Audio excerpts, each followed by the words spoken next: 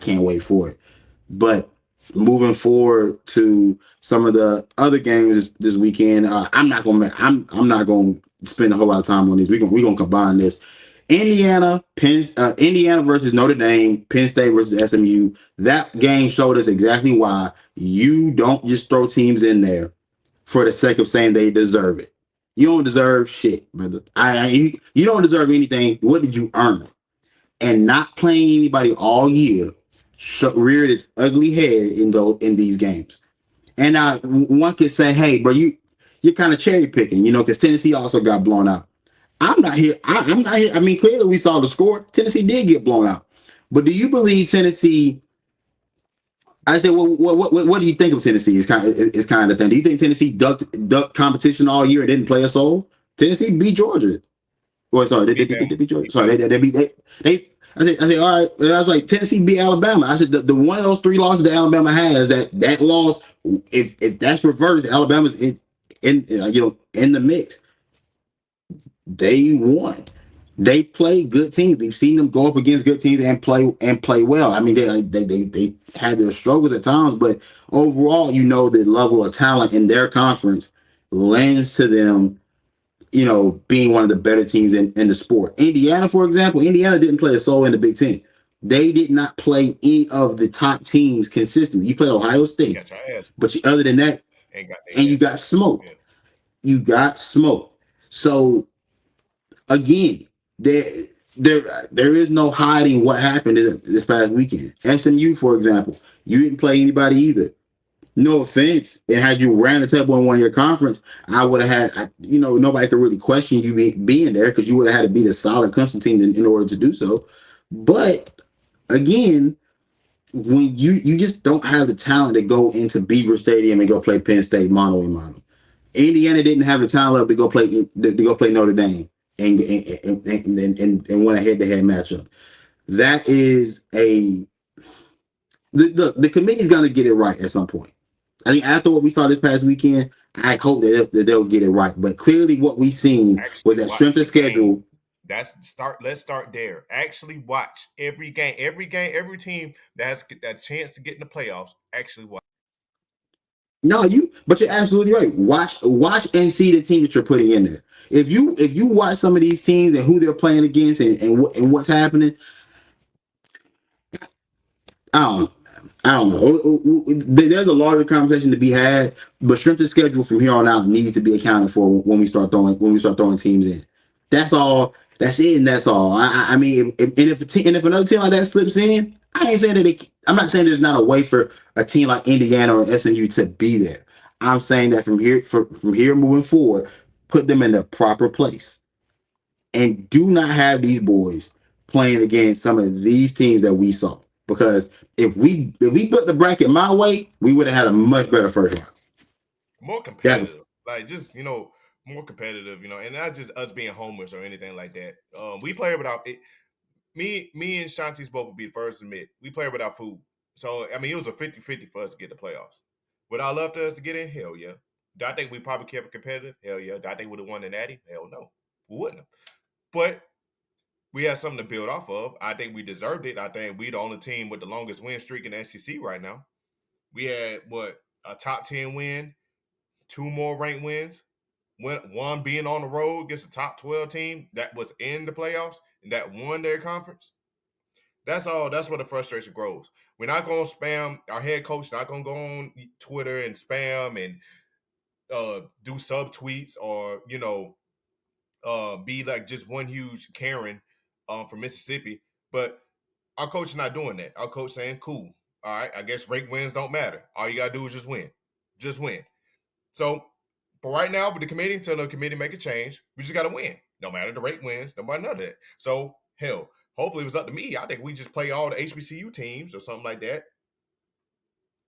Hell, first game we play Florida A&M. Second game we play Alabama State. Third game we play Alabama A&M. Hell, give me Tennessee State. Fourth game.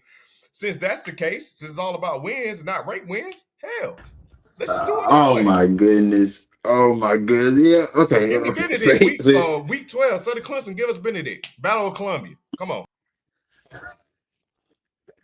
Bro, I'm not. I'm not doing this with you today, bro. Like you said, this wasn't a case for. Look, like I said, everybody had a side and a reasoning. I understood the side and the reasoning for the team for people that felt like none of the 9-3 SEC teams can make a claim for the playoff because like, obviously you're 9-3. But in all reality, who you play does matter. Where did you get these wins at? How did you pick them up? It all has to be accounted for, and I think we know now what's gonna have to be weighed heavier than other things. Like just winning to me, it's just not gonna be enough anymore. That's just not gonna be enough because even in the old BCS system, the BCS system knew that hey, I know you're undefeated group of five, but you don't compare to this over here, and those are the things that are going to have to get worked out. Here's what I will say though. So in my idea of the perfect college football playoff bracket, you know what I'm saying? Obviously we changed some things around. If you have Arizona State play Clemson, I'm just swapping some teams around, right? We have Arizona State play Clemson in the opening round. That makes a lot more sense. I think it's a much better game for everyone to watch. Tennessee, Ohio State, those two teams, from being honest, Ohio they may have had to stay where they're at they're both multi-loss teams, and Ohio State finished third in the conference in their conference. I can't give them the nod over Penn State, so that game probably stays the same. But Boise State should have been playing SMU. SMU should have been traveling to Boise, Ohio. I'm not Ohio, but Boise, Idaho, to go play on that blue turf and see who could win a first round matchup. And then I look at obviously Notre Dame, Indiana. I think that game also has to stay the same as well because for Notre Dame not having a conference title to play in, and Indiana obviously not winning their conference as well. That game had to stay. But if we swap around a couple of those matchups, we get a much more entertaining weekend of football than what we got. It was entertaining for me because I wanted to see how it played out. I think here moving forward, we'll get better matchups. But the issue is we have to go watch Penn State blow up Boise State this upcoming weekend. Yeah, because they that running with Genty, they just them boys, the Big Ten, Monday by the Big Ten, they believe in the trenches. They believe in they gonna stop that basically. That on Prize Picks, I'm fading Genty. I'm fading Genty rushing yards, dude. I'm sorry. I'll probably put the over on rushing attempts because they're probably just gonna keep running them and keep running them and keep running them until I guess it works. But other than that, I don't see I don't see that working. And then that's another blowout that might be the only blowout. No, Texas, Texas and Arizona Texas, and State. Arizona State. So now you gotta watch a Yeah, week Texas of like that. 30. I'm saying we could have gotten all of that out of the way in More round competitive from here one. on out. Yeah. Yeah, it can be competitive from here on out. That's my entire point. What Oregon's gonna have to play Ohio State. That was bound to happen. Is what it is. Like we're gonna figure out. Like again, this is the first year of a expanded football playoff here at the FBS level. Things will work themselves out. The 8-9 matchup is gonna always, in my mind, I'm already thinking the 8-9 matchup is gonna be like the 5-12 matchup in the NCAA tournament when you hit March Madness. Yeah, you don't really want that one, or like the 10-7 matchup. You really don't know because you really want to see no parts of it because that team that got the 10th seed, they were a solid group.